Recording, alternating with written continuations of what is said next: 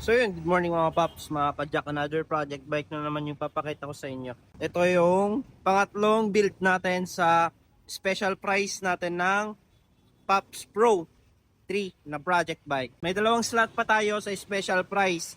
Magkano nga ba yung special price?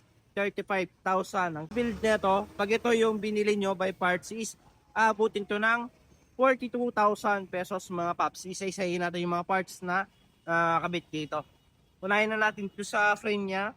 Pops Pro Carbon T700 D1000 mix. Pinagsamang gaan at tibay mga paps. Naka UDH ready na to if ever na pagkaroon kayo ng malaking budget. Ready for transmission na yan mga paps. Naka built-in na chain guide. Tignan nyo naman yung bottom bracket. Napaka-solid ng pagka-build yan mga paps. Ang kapal niya pero napakagaan ng frame natin. Pro Technology. Tignan nyo naman tong chain stay niya mga paps. Ang laki. Ayan o, lapad. Nakalagay dito sa taas niya. Napakasimple, 3, tsaka just enjoy riding. Habang nagbabike ka, enjoy mo lang. Kalimutan mo muna yung mga problema mo. Ayan, naka-sealed bearing headset. Pops Pro na headset yan mga paps. Pops Pro stem, Pops Pro handlebar. Negative 17, yung stem natin, 9-degree back sweep. Ayan, para hindi sumasakit masyado yung kamay natin, lalo pag newbie ka lang. Naka Pops Pro, dual lock na seat post tayo. Kagandahan niyan sa cockpit natin mga paps, naka lifetime warranty. Naka giant grip, Shimano MT200 brake set. At ito pa, upgraded tayo mga paps, naka Shimano SLX yan mga paps. Pati RD natin, naka Shimano SLX na gold chain para terno sa bike natin. At ang Sagmit Evo sprocket na super light na pagan ng sprocket na ito mga paps. 1152 na yan.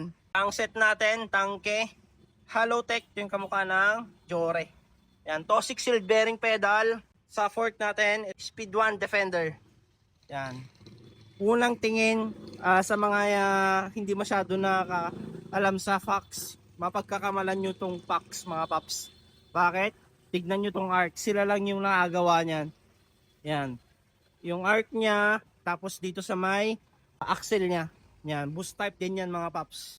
Maxxis icon tayo, fast rolling tire. Yellow logo yan mga paps. Yan. Mountain Peak na rim. Dahil sold out tayo sa Pops Pro na rim.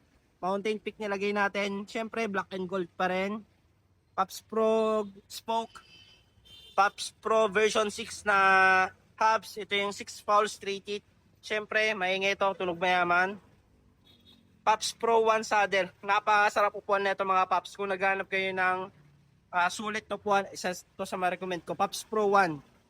Kung ang kilala nyo, yung Kaysan na mahal na saddle, doon kami nagpagawa mga paps. Ayan, makikita nyo yan sa ilalim. Kaysan may gawa niyan. Yung 1,500, kami 600 lang.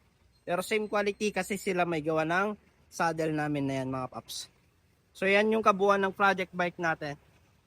Shoutout ko lang Sir Fritz. Hindi ko nababanggitin yung kung taga saan siya. At yung buong pangalan niya, di ko nababanggitin. Baka mautangan nyo pa. So yun lang, confidential. Yan. Maraming salamat sir sa pag-guide sa Pops Bike Shop. Thank you.